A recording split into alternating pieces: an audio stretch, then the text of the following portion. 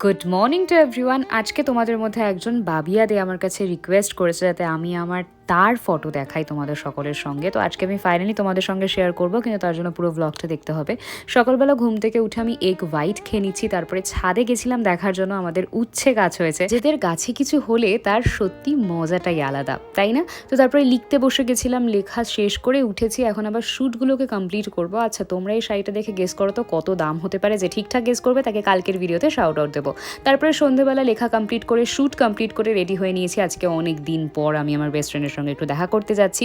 তো আমরা দুজন মিলে চলে এসেছিলাম রিলায়েন্সে। এখানেও একটা ফোন দেখছিল, আইফোন 16। তারপরে এখান থেকে আমরা চলে গেলাম পাশে একটা ক্যাফেতে, যেখানে গিয়ে আমি পেলাম সারপ্রাইজ গিফট। মানে আমার বার্থডে গিফট পাওয়া এখনো শেষ হচ্ছে না, জানো তো। তারপরে যাই হোক, বাড়িতে চলে এসেছি, লিখছিলাম। তারপরে ভাবলাম তোমাদের সঙ্গে তার ফটোটা শেয়ার করে দিই। সে কিছুটা এরকমই দেখতে। আমার ভ্লগে না এলেও তোমাদের কমেন্টগুলো কিন্তু পড়ে, সুতরাং তোমরাই কমেন্ট সেকশনে তাকে রিকোয়েস্ট করতে পারো ভিডিওতে আসার জন্য। ওকে।